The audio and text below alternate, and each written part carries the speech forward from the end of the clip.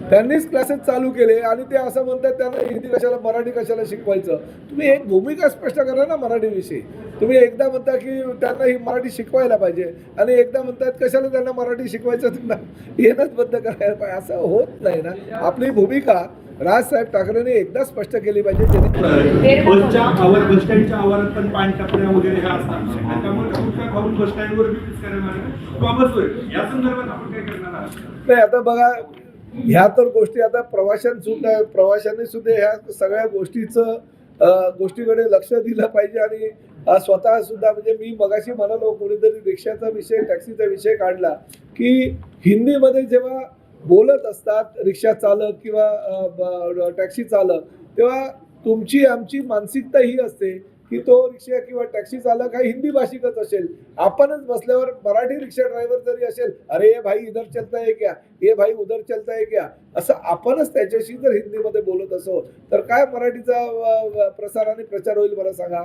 आपण सुद्धा ही मानसिकता ठेवली पाहिजे की तो भले हिंदी भाषिक असेल तरी आपण त्याच्याबरोबर मराठीतच बोललं पाहिजे.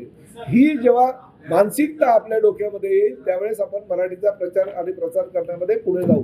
ही गोष्ट सुद्धा तेवढं सत्य आहे की आम्ही माननीय मुख्यमंत्र्यांनी, दोन्ही उपमुख्यमंत्र्यांनी परवाच एका पुस्तिकेचं प्रकाशन केलं आणि जुजबी मराठी जे आहे ते मराठी शिकवण्याचा आम्ही सगळ्या आमच्या RTOना सुद्धा सूचना केल्यात. ज्यांनी आमच्याकडे मुदत मागितली होती, म्हणजे त्यामध्ये शशांक राव आहे, संजय निरुपम आहे, हाजी अराफत शेख आहे, असे काही नेते मंडळी आहेत जे हिंदी भाषिकांचे नेते आहेत. त्यांना आम्ही सांगितलं की आता तुमची जबाबदारी, तुम्ही मुदत मागितली ना, 3 महिने मुदत दिली, 100 दिवसाची मुदत दिली, 3 महिन्याची मागितल्यानंतर, पण आता जबाबदारी तुमची आहे. त्या हिंदी भाषिकांना तुम्ही मराठी शिकवा. बरोबर आहे, राज ठाकरेंची भूमिका दिवसेंदिवस बदलत असते. परिस्थिती अशी आहे की काही ठिकाणी राजसाहेब ठाकरे यांच्याच मनसैनिकांनी हिंदी भाषिकांना शिकवण्यासाठी क्लासेस चालू केले. त्यांनीच क्लासेस चालू केले आणि ते असं म्हणतात त्यांना हिंदी कशाला मराठी कशाला शिकवायचं. तुम्ही एक भूमिका स्पष्ट करा ना मराठीविषयी. तुम्ही एकदा म्हणता की त्यांना ही मराठी शिकवायला पाहिजे आणि एकदा म्हणतात कशाला त्यांना मराठी शिकवायचं, त्यांना येणंच बंद करायला पाहिजे. असं होत नाही ना. आपली भूमिका राजसाहेब ठाकरेंनी एकदा स्पष्ट केली पाहिजे जेणेकरून मराठी अजूनही आपण मोठ्या प्रमाणात पूर्ण जगामध्ये घेऊन जाऊ.